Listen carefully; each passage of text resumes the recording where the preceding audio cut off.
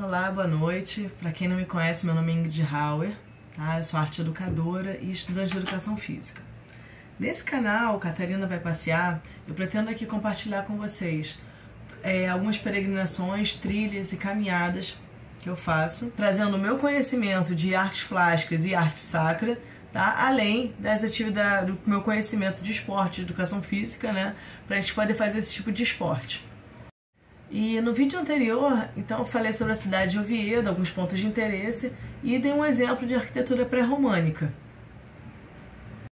E no vídeo de hoje eu farei a segunda parte sobre a cidade de Oviedo, em que eu falarei sobre a Catedral de São Salvador, que é uma igreja com ênfase na arte gótica.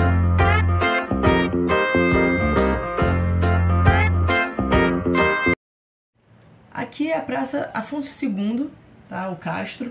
Estamos diante da Catedral de São Salvador, em Oviedo. A arquitetura dela já é bem diferente da arquitetura anterior.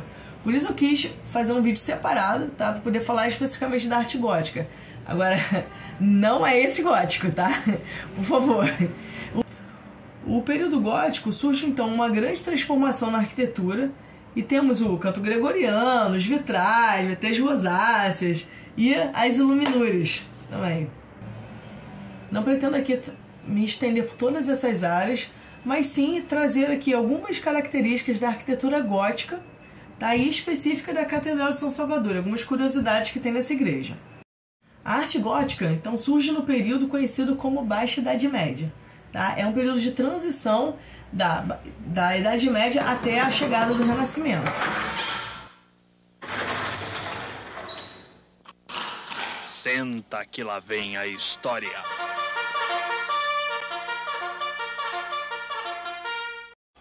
Voltando um pouco na história, vocês lembram então que a Idade Média ela começa com as invasões bárbaras, né? Depois das invasões bárbaras e com o fim do Império Romano, tá? Mas essas invasões ainda vão durar por séculos, tá? Vai conhecido também como a Idade das Trevas, tá? Esses povos bárbaros vão entrando por toda a Europa Ocidental, tá? Eles vão tentar, né, chegar em toda a Europa Ocidental. Tem as invasões árabes, invasões bárbaras, invasões de um monte de gente. E além de muito sangue, muita morte e muita coisa também, evidentemente, né, acaba tendo uma troca cultural. A arquitetura gótica ela é de origem francesa com influência normânica. No tempo da sua construção, ela era chamada então de estilo francês.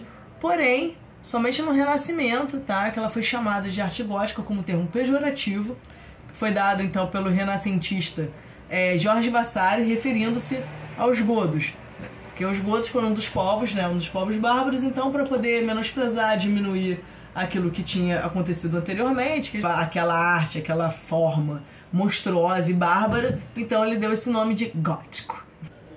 E o que é a Baixa Idade Média? A Baixa Idade Média, nós vamos ter então o enfraquecimento do feudalismo, o fortalecimento então do comércio e da vida urbana. Ou seja, né, vai começar a ter uma imigração da zona rural para as cidades. Porque aquele modelo econômico, né, que era o feudalismo, não está mais dando conta das demandas sociais. Então, havendo então uma necessidade de buscar novas formas de conseguir dinheiro, surgindo assim a burguesia e o processo de transição entre o feudalismo e o capitalismo que temos hoje.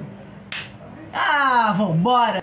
Nesse período também teremos então as cruzadas, a imprensa, a universidade, filosofia escolástica e a peste negra. Claro, né? Por que a gente vai viver num tempo tão maravilhoso desse, né, que já é chamado de Idade das Trevas, sem uma pandemia?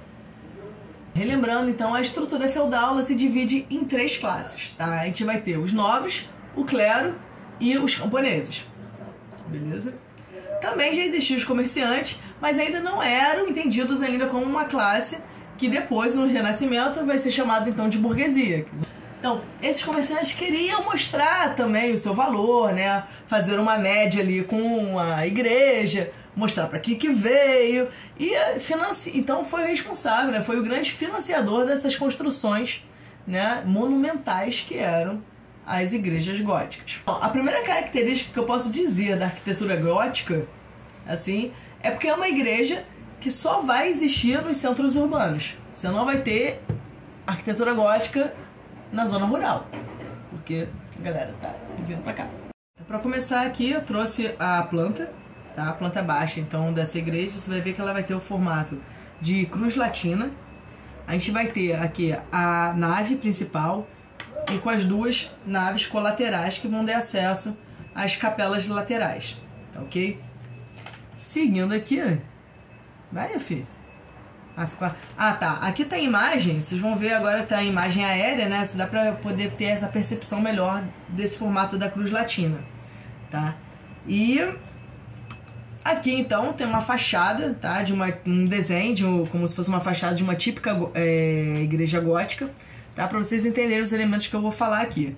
Então a gente vai ter aqui o arco-botante, tá? O contraforte, as naves que já apareceram.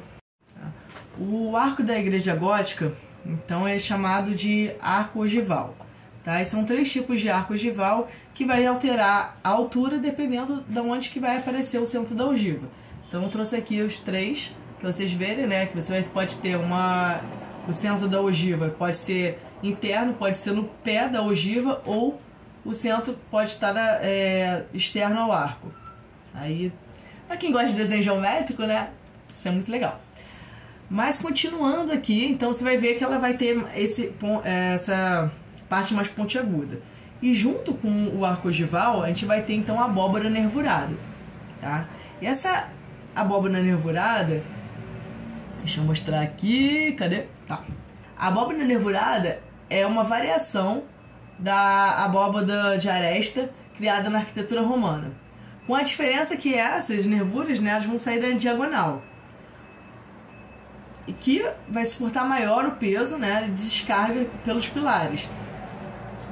Além disso, vocês vão ver que aqui do lado de fora tem essa construção que é chamada de arco botante, tá? Que é esse semi-arco que ele vai ajudar a segurar essa estrutura, né, essa parede do lado de fora. E todos esses elementos, né, que eu falei agora para vocês, o arco botante, o arco ogival e a abóbora nervurada, é que foi capaz, né, que permitiu essas construções verticais, cada vez mais verticais, porque conseguiu suportar melhor o peso, né? Então você pode ter paredes mais finas e mais altas. Entrando então agora na catedral, a gente pode observar os vitrais policromados, né, que eles brilham, né, deixando, claro, com os raios de sol, eles brilham e deixam então a igreja mais esplendorosa. O tema desses vitrais geralmente são de passagens bíblicas, né, ou algum santo, ou até de nobres, como esses que eu vou mostrar aqui para vocês. Uma coisa interessante, que é importante falar, é o seguinte: na Idade Média, os únicos que eram alfabetizados era o clero, tá, e a nobreza.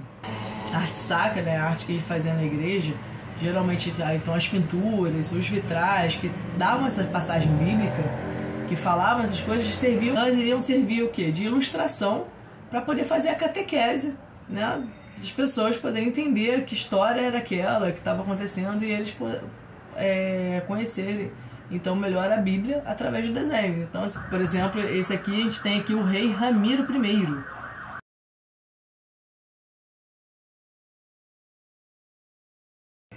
Continuando aqui do lado de fora, vocês vão ver as gárgulas. As gárgulas são essas estátuas de demônios que ficam nessa parte superior da igreja, e ela tem 2 finalidades, tem 2 funções. Primeira, de ornamentar, né? Chegar a esconder principalmente os canos, né? Porque essas igrejas vai ter o escoamento de água, então você vai ver que elas têm essa boca aberta aqui, cadê? Tá.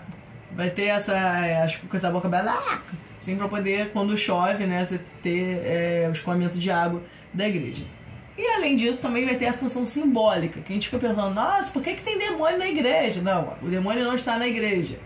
Essa que é a função simbólica dela. A gente está falando assim, podem entrar, fiéis, entrem aqui. Aqui é um lugar santo, os demônios estão do lado de fora. Para terminar então, nós temos aqui as torres, né? Que geralmente era a última parte a ser feita. Mas se a gente observar aqui essa igreja, vocês vão ver que só tem uma torre, porque a segunda não pôde terminar por falta de verba, ufunfa, tá? A torre da catedral, das catedrais góticas, elas também queriam chegar aos céus. E queriam ser vistas por toda a parte, né? Poder ficar com um ponto de referência ali da cidade, você conseguisse conseguisse ver ela ao longe. E começou também a surgir, que eu li por aí, né, que estava surgindo uma competição para ver qual era a torre mais alta. Uma competição assim, não oficial, né, mas começaram a ficar toda hora, falei assim, não, vou colocar o mais alto aqui, essas coisas. E no alto da igreja, da torre, né, geralmente tem uma agulha, né, geralmente para ela poder ficar mais alta ainda e melhor vista.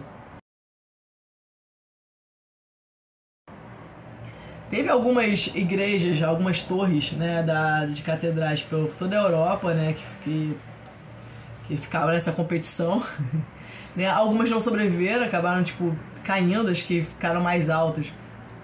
Elas realmente teve algumas ventanias, agora eu não me lembro exatamente qual foram, mas vocês podem dar uma pesquisada aí. Acho que teve uma na Inglaterra e uma na França, né, que ficou tendo o recorde por algum tempo, mas sei lá, durou pouco porque rolou a ventania e acabou, beleza? Eu queria falar sobre a Câmara Santa, né, e as relíquias de Oviedo, são muito interessantes. Eu dando uma pesquisada, procurando alguns vídeos interessantes, encontrei esse aqui, acho que eu vou deixar por aqui, tá? Que é do History Channel, que é legal, porque vai falar justamente sobre toda essa história, né, de como que são essas relíquias, fala uma coisa interessante, vai falar sobre as invasões árabes, porque como que essa relíquia, né, chegou ao norte da Espanha. Só que pra não ficar muito extenso, então eu vou deixar com eles, porque ficou bem bacana. Então espero que vocês curtam e até o próximo vídeo, que significa daqui a 25 km, que vai ser sobre a cidade de Grado, tá bom?